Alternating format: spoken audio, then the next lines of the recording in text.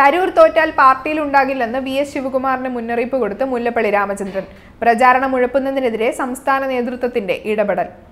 തിരുവനന്തപുരത്ത് പോരാട്ടം കടുക്കുമ്പോൾ തരൂരിന്റെ പ്രചാരണം ടോപ്പ് ഗിയറിലെത്താത്തതിൽ സംസ്ഥാന നേതൃത്വത്തിന് അതൃപ്തി.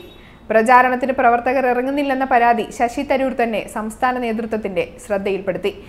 ഇതേ തുടർന്ന് കെ.പി.സി.സി പ്രസിഡന്റ് മുല്ലപ്പള്ളി രാമചന്ദ്രൻ തന്നെ ഡി.സി.സി ഓഫീസിലെത്തി പ്രചാരണം വിലയിരുത്തി. അതിനുശേഷമാണ് മണ്ഡലത്തിൽ പ്രചാരണത്തിന്റെ ചുമതലയുള്ള വി.എസ്. ശിവകുമാറിനെ മാറ്റി നിർത്തി മുല്ലപ്പള്ളി ശാസിച്ചത്. തരൂർ ഹൈക്കമാൻഡിന്റെ സ്ഥാനാർത്ഥിയാണ്. തരൂർ തോറ്റാൽ വി.എസ്. ശിവകുമാർ സമാധാനം പറയേണ്ടി വരും. പിന്നെ പാർട്ടിയിൽ പോലും ഉണ്ടാവില്ല എന്ന അന്ത്യശാസനമാണ് മുല്ലപ്പള്ളി നൽകിയതെന്നറിയുന്നു. 2009 ആദ്യ തവണ മത്സരിക്കുമ്പോൾ മുതൽ തന്നെ തനിക്കെതിരെ കോൺഗ്രസിലെ ചില കേന്ദ്രങ്ങൾ നീങ്ങുന്നുണ്ടെന്ന പരാതി തരൂർ ഉന്നയിച്ചിരുന്നു.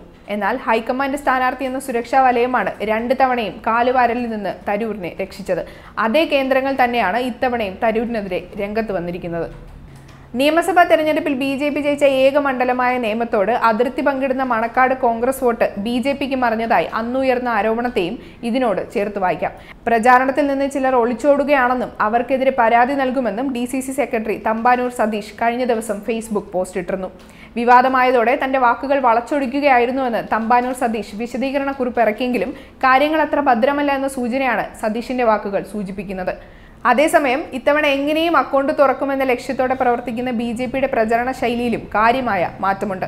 കഴിഞ്ഞ തവണത്തെ പോലെ കാടിളക്കിയുള്ള പ്രചരണം മാറ്റിവെച്ച് താഴെ തലത്തിലാണ് ബി.ജെ.പി തിരുവനന്തപുരത്ത് പ്രചാരണം മുറുക്കുന്നത്. കുമ്മനം ഉറപ്പായും ജയിക്കുമെന്ന പ്രതീതി സൃഷ്ടിക്കപ്പെട്ടാൽ ക്രോസ് വോട്ടിംഗ് അടക്കമുള്ള അറ്റകൈ പ്രയോഗങ്ങൾ എതിരാളികളിൽ നിന്നും ഉണ്ടായേക്കാമെന്ന ഭയമാണ് ഇതിന് കാരണം. അതുകൊണ്ട് മേലെ തട്ടിൽ അടച്ചുപിടിച്ച പ്രചാരണമാണ് ഇത്തവണത്തേത്. സർവേ ഫലങ്ങളെ പുറമെ തള്ളി പറയുന്നുണ്ടെങ്കിലും തിരുവനന്തപുരത്ത് അവ നൽകുന്ന സൂചനകൾ എൽ.ഡി.എഫിനെ അങ്ങേയറ്റം അസ്വസ്ഥമാക്കുന്നുണ്ട്. സി ദിവാകരൻ സ്ഥാനാർത്ഥിയായത് CPM-ന്റെയും കൂടി താല്പര്യമനുസരിച്ചായിരുന്നു. അതുകൊണ്ട് തന്നെ കഴിഞ്ഞ തവണത്തേതിൽ നിന്ന് വ്യത്യസ്തമായി അയൽ മണ്ഡലങ്ങളിലേക്ക് ചേക്കാറാതെ CPM പ്രവർത്തകർ മണ്ഡലത്തിൽ ഉറച്ചുനിന്നാണ് ഇത്തവണ പ്രവർത്തനം. എന്നിട്ടും കാര്യങ്ങൾ ഉദ്ദേശിച്ച വഴിക്ക് നീങ്ങുന്നില്ല എന്നാണ് മുന്നണിക്കകത്തെ വിലയിരുത്തൽ. ഏതായാലും അല്പം കൂടി കാത്തിരിക്കാനും അവസാന റൗണ്ട് പൂർത്തിയായ ശേഷം മാത്രം അറ്റകൈ പ്രയോഗങ്ങൾക്ക് മുതിർന്നാൽ മതിയെന്നുമാണ് ഇടത് കേന്ദ്രങ്ങൾ തീരുമാനിച്ചിരിക്കുന്നത്.